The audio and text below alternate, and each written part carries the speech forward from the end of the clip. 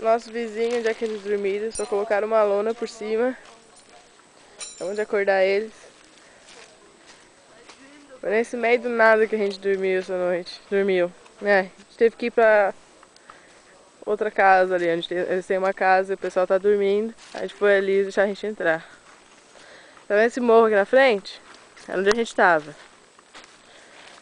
Chegar perto pra dar de ver alguma coisa. Hey, Christy. Hello. Essa é Christy. Hey.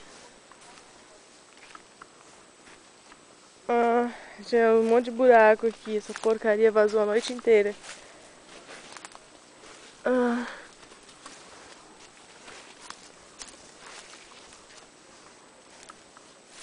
Ali que tava o animal ontem à noite. Quase matou a gente. Aqui é a entrada. Lar do Ocilar. Eu não vou chegar mais perto dessa entrada que isso não. Pra ajudar no clima. E hoje, mais sei lá quantos quilômetros com mochila nas costas, meu ombro tá me matando. E é ali onde a gente dormiu. Vou checar os vizinhos. É 7 da manhã, já tem que acordar, fazer café. A gente vai sair daqui a pouco. Tem mais um. Teve um monte de goteira à noite. O guri teve que levantar e arrumar isso aqui também.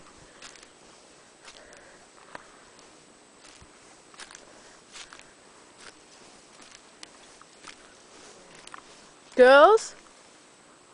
Yeah. Yeah.